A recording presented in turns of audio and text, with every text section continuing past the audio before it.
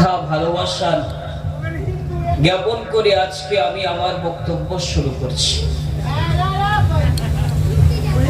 সম্মানিত শ্রোতাবৃন্দ, আল্লাহ তাআলার অশেষ মেহেরবানি, অনুগ্রহ, কৃপা যে তিনি আমাদেরকে মুসলমান ঘরে জন্ম দিয়েছেন এবং আমাদেরকে মুসলমান বানিয়ে পাঠিয়েছেন।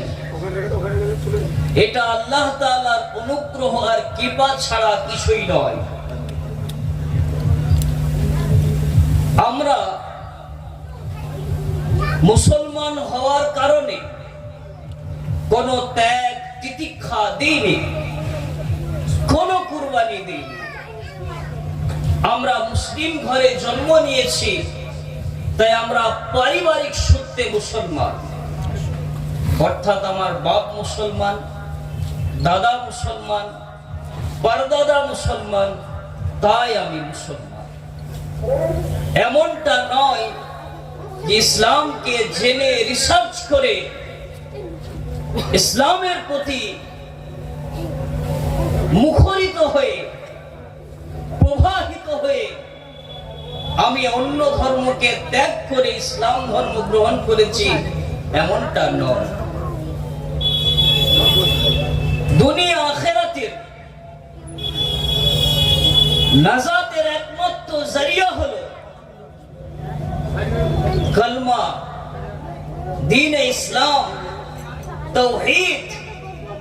এটা আমরা পারিবারিক সূত্রে পেয়ে গেছি। এর জন্য আমাদেরকে কোনো কুরবানি দিতে হয়নি, কোনো ত্যাগ করতে হয়নি, বাড়ি ছাড়তে হয়নি, বিবি ছাড়তে হয়নি, সন্তান সন্ততিদেরকে ছাড়তে হয়নি। আল্লাহ মুসলমান ঘরে জন্ম দিয়েছেন, তাই আমরা পারিবারিক সূত্রে মুসলমান হয়ে গেছি। আল্লাহর যে অশেষ নিয়ামত, এর শুকরিয়া যদি আমরা সারা জীবন ধরে করি, তবু এই নিয়ামতের শুকরিয়া করে কোনোদিন শেষ করতে পারবো না। তবুও আল্লাহর কাছে তিনার শুকরিয়া জ্ঞাপন করার জন্য আমরা সকলেই একবার উচ্চস্বরে বলি আলহামদুলিল্লাহ।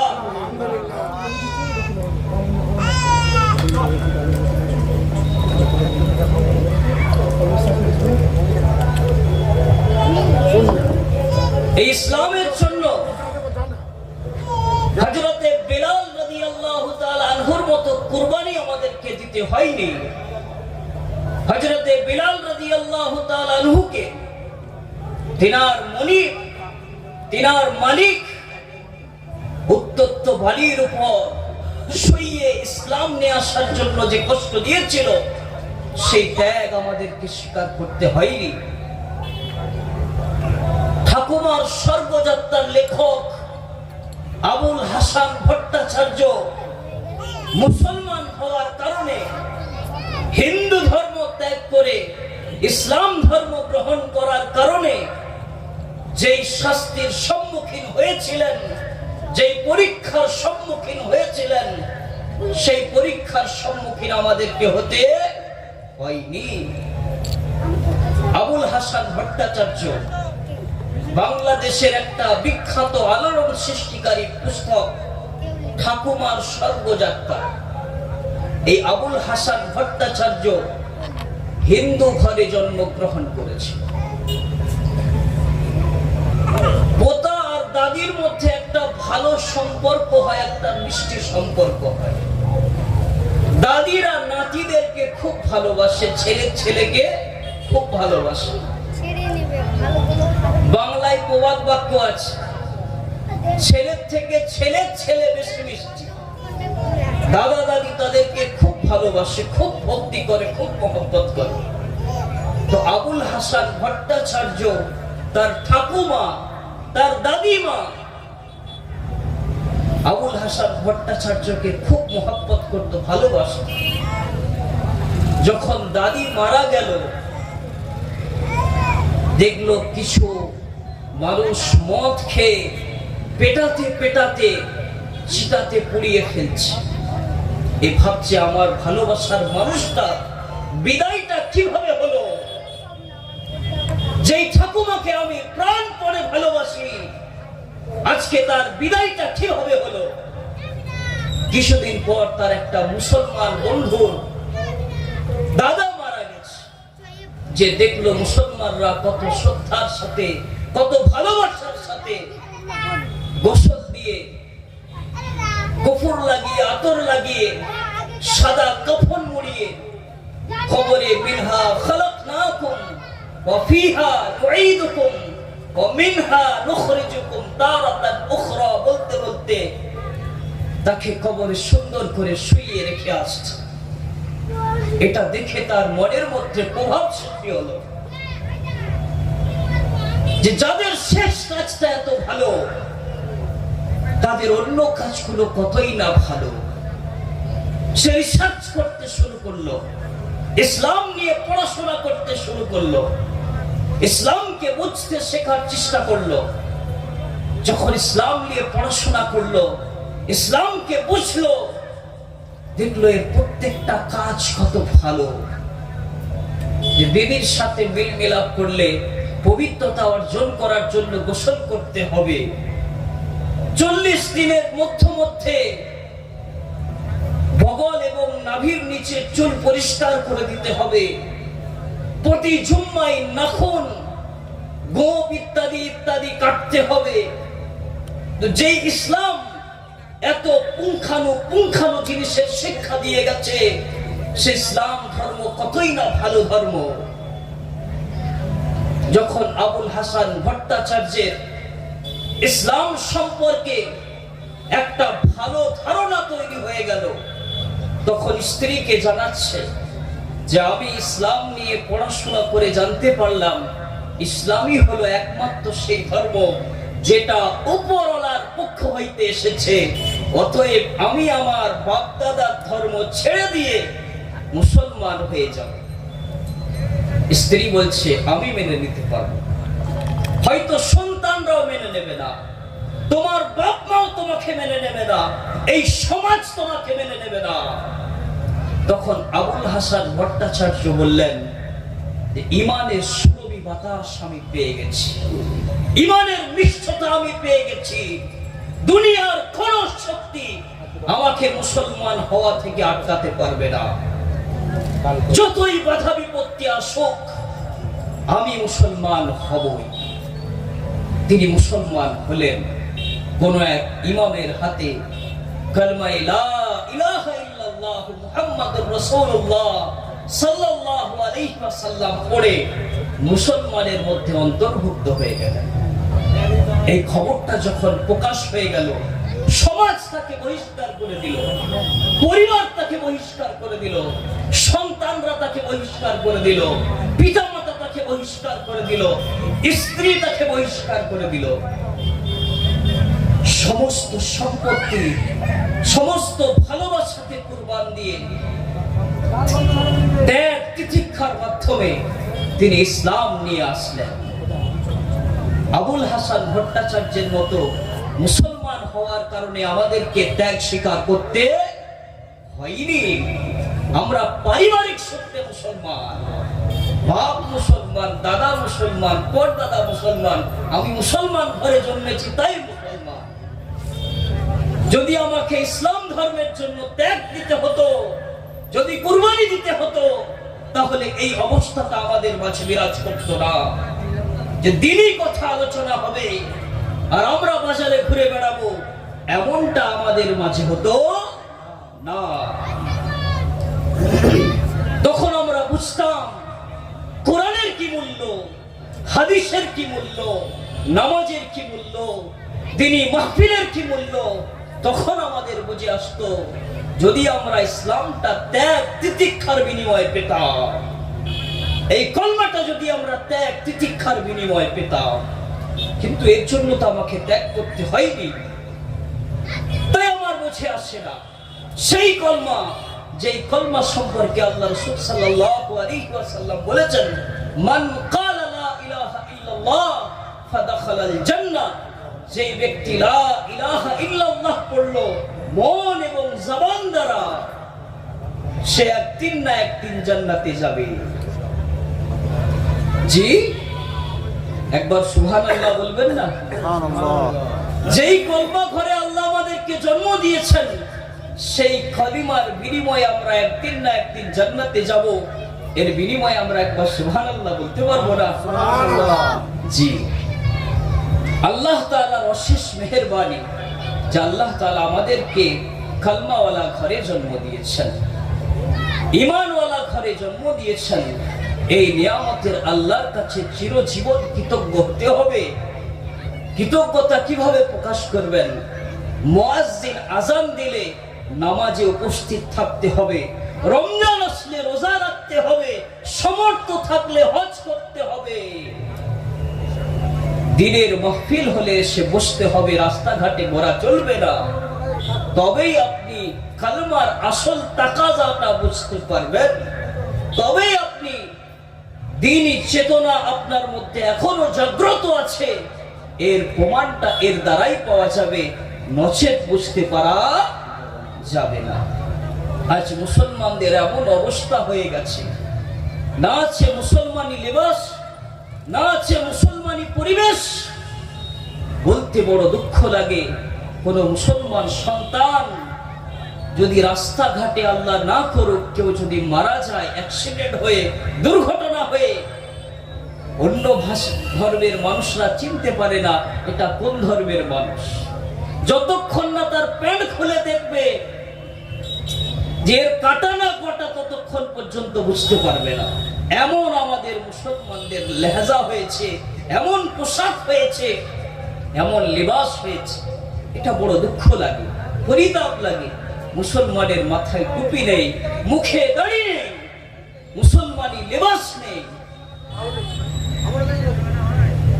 কোন পরিচয় নেই মুসলমানের। এটা বড় দুঃখনীয় বিষয়, এটা বড় বেদনাদায়ক বিষয়। আল্লাহ তাআলা আমাদেরকে এই সব বিষয়গুলো বেশি করে আলোচনা করা এবং এগুলোকে মানুষের দিলের মধ্যে বসার তৌফিক দান করুন। আমিন। আজকের বয়ানের বিষয়বস্তু হলো যে এই ফেব্রুয়ারি মাস, আজকে 16ই ফেব্রুয়ারি, এই মাসে বিগত একটা ঘটনা ঘটে গেছে, আগামীতে একটা ঘটনা ঘটবে। এই নিয়ে আজকে আমি আমার বক্তব্যটা রাখার চেষ্টা করব ইনশাআল্লাহ।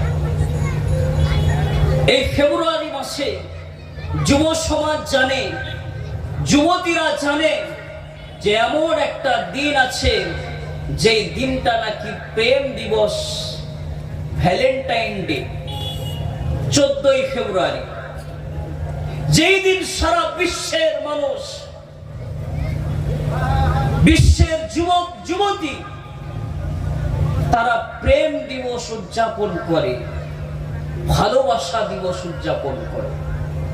এদের চক্করে পড়ে আমার মুসলমান ভাইয়েরা বোনেরাও তারাও এর মধ্যে অন্তর্ভুক্ত হয়ে গেছে, এই ফিতনা থেকে বার হতে পারেনি। এটা বড় দুঃখনীয় বিষয়।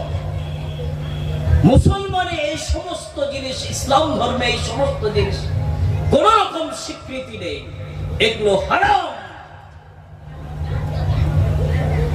আল্লাহ রাসূল সাল্লাল্লাহু আলাইহি ওয়াসাল্লাম বলেছেন, মান তাশাব্বাহা বিকওমিন ফালাহু মিনহুম। যারা যেই জাতির সদস্য ইখতিয়ার করবে, গ্রহণ করবে, তারা কিয়ামতের দিন তাদের সাথেই উঠবে। এই ভালোবাসা দিবস পালন করা, ভ্যালেন্টাইন্স ডে পালন করা, এগুলো মুসলমানদের সদস্য নয়, এগুলো হলো ইউরোপ মহাদেশের সদস্য, এগুলো হলো খ্রিস্টানদের কালচার। আমরা ভাবি মুসলমান যুবক যুবতী যে আমরা কাদের সাথে কিয়ামতের মাঠে উঠতে চাই, মুসলমানদের সাথে নাকি খ্রিস্টানদের সাথে, বেধর্মীদের সাথে? মুসলমানদের সাথে উঠলে কি পরিণাম হবে, আর খ্রিস্টানদের সাথে উঠলে কি পরিণাম হবে, বিধর্মীদের সাথে উঠলে কি পরিণাম হবে, এটা আপনাদের সামনে বলার কোনো প্রয়োজন নেই। প্রত্যেকটা মসজিদে ইমাম সাহেবরা জান্নাতের বর্ণনা, জাহান্নামের বর্ণনা অত্যন্ত তফসিলের সাথে দিয়ে থাকেন, আপনারা শুনেছেন। এখানে আর এই বিষয়ে বিশেষ আলোচনা হবে না। তাই যারা এই গোড়ার মধ্যে এই বছর লিপ্ত হয়েছিলেন তারা প্রতিজ্ঞাবদ্ধ হন আল্লাহর কাছে তওবা করুন যে এই বছর ভুল হয়েছে, পাপ হয়েছে, কিন্তু আগামীতে এই পাপ আমরা দ্বিতীয়বার করব না। জি, এই বিষয়ে প্রতিজ্ঞাবদ্ধ হন, ওয়াদাবদ্ধ হন যে এই পাপ আমরা আর জীবনও করব না।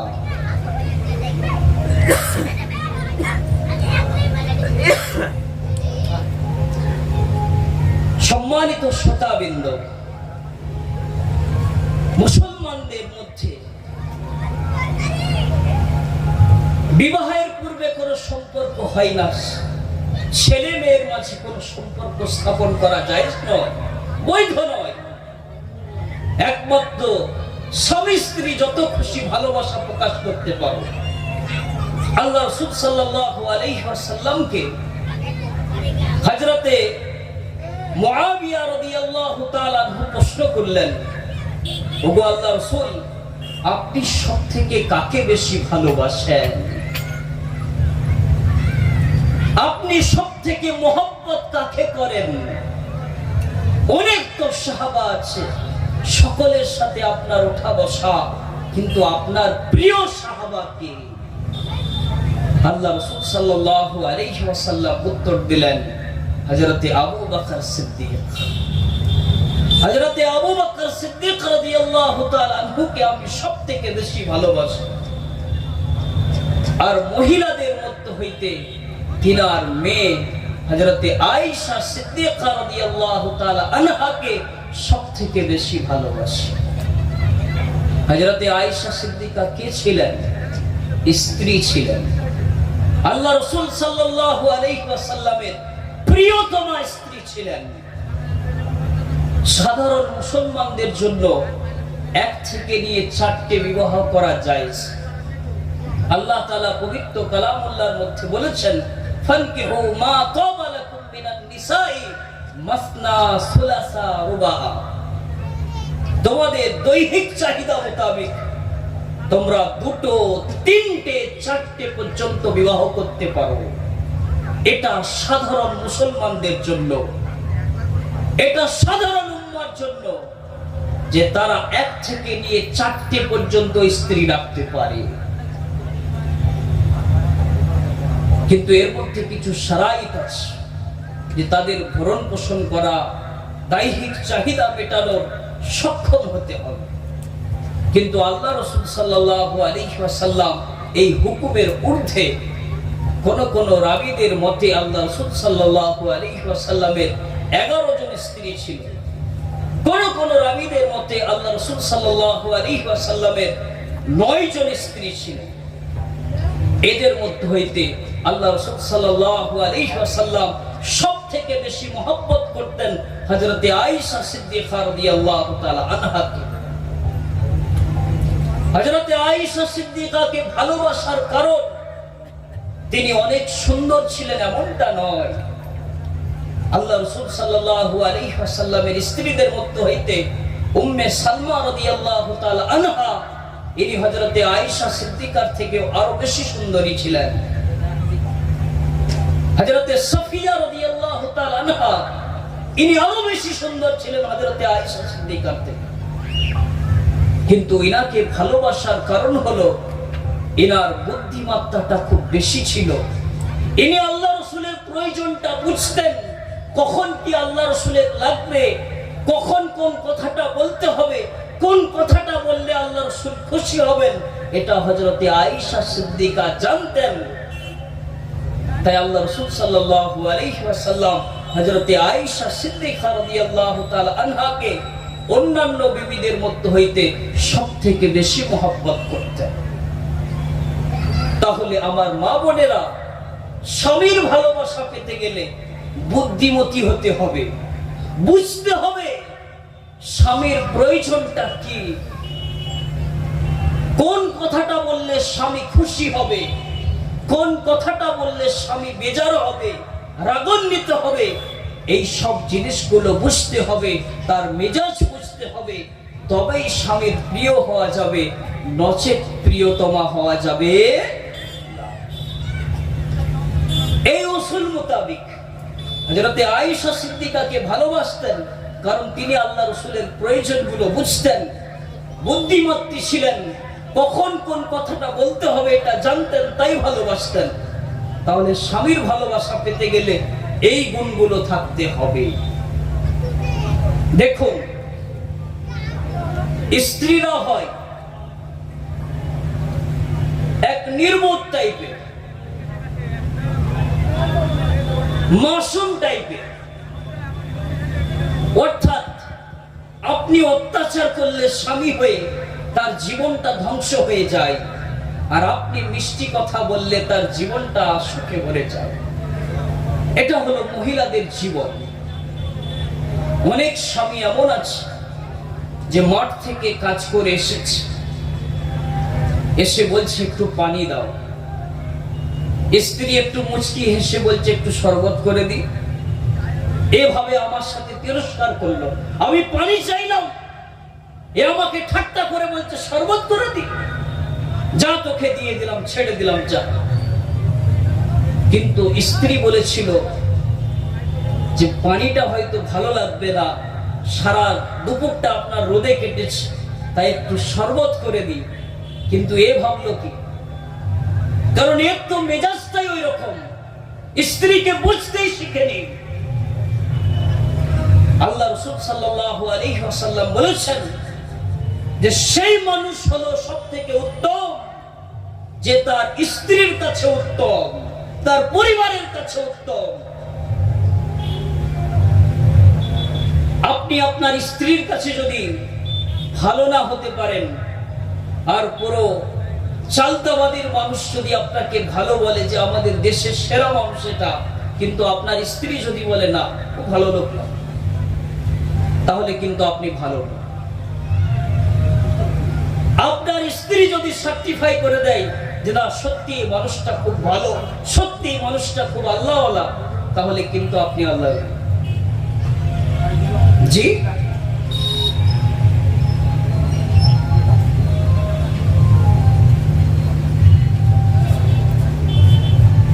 আল্লাহ রাসূল সাল্লাল্লাহু আলাইহি ওয়াসাল্লাম